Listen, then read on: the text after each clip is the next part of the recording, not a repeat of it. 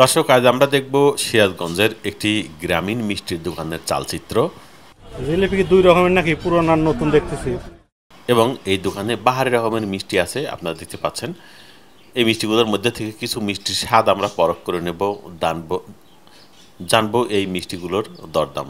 দর্শক, আমি এখন দাঁড়িয়ে আছি সিরাজগঞ্জের বাঘাবাড়ি থেকে সিরাজগঞ্জ রোড পর্যন্ত যে হাইওয়ে বিশ্ব রোড, সেই হাইওয়ে বিশ্ব রোডের পাশেই একটি গ্রামীণ বাজার, তালগাছি বাজার। আমরা আজকে এই তালগাছি বাজারের এই মিষ্টির দোকানের সুস্বাদু মিষ্টি, বিশেষত জিলাপির স্বাদ আমরা পরখ করে দেখছি।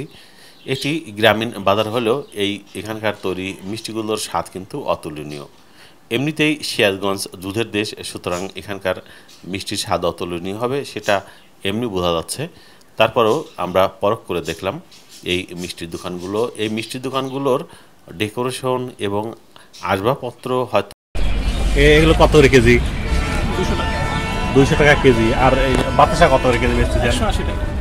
180। খুরমা 160। আর দই 2 কেজির কুটি কত? 220 টাকা। 220 টাকা। দইয়ের দাম কম আছে।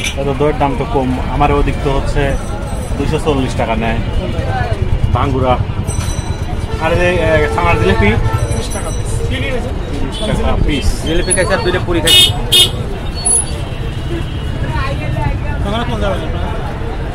তো অতটা উন্নত নয়, মিষ্টির স্বাদ এবং কোয়ালিটির দিক দিয়ে কিন্তু অতুলনীয়।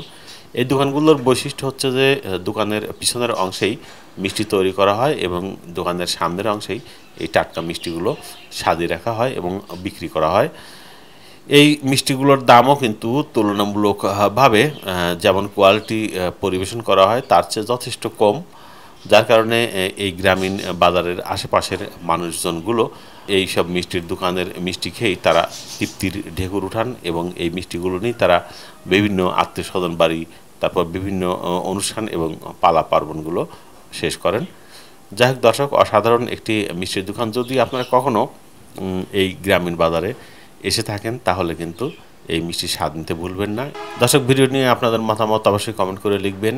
সময় সুযোগ পেলে ঘুরে বেড়াবেন বাংলার গ্রাম, হাট, মাঠ